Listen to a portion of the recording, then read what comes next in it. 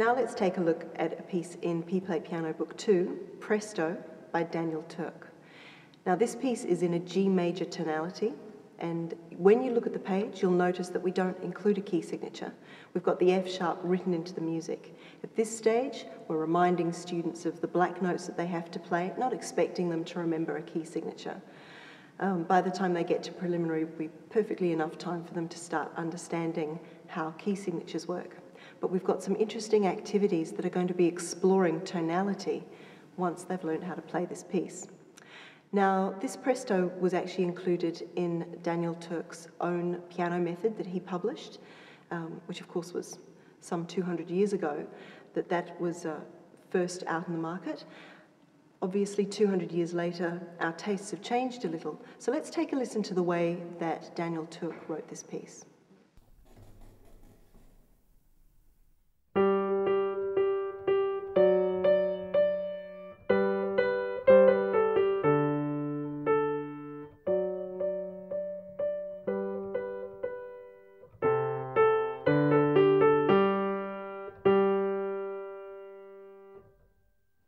A very classical sounding piece. You'll hear that it really only covers chords 1 and 5, little variation there towards the end as we're getting into our final cadence.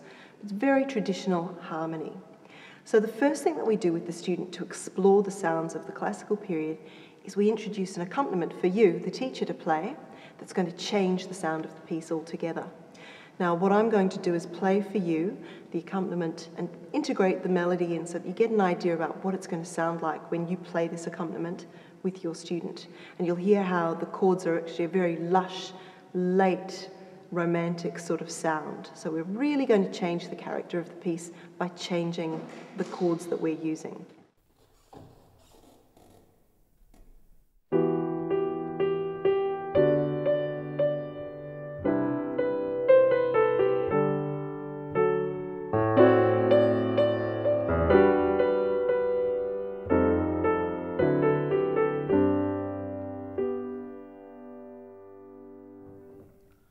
So that's a very different experience, as you can hear.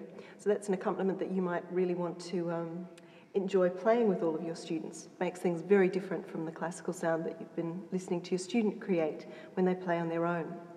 That's not the end of it. Just because we've given a new context isn't the only thing that we can do to this piece. Let's take the exact same hand position the student's been using with Presto in the G major position, take it up one note. So we're going to have the same shape of black and white.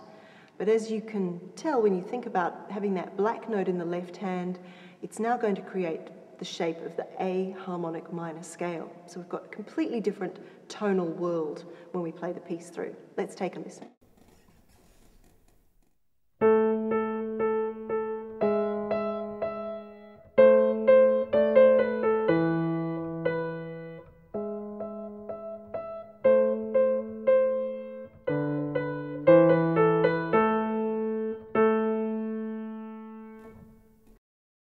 Now, at this point, you've actually taught your student something about the A harmonic minor scale, the A minor position, how the notes work, how notes 1, 4, and 5 work in the bass line, the 5-finger position in A minor.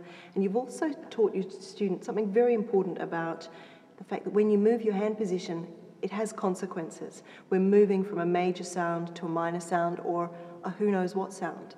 So we're really opening up the students' imagination to what they can do when they make a subtle change to their performance of the piece.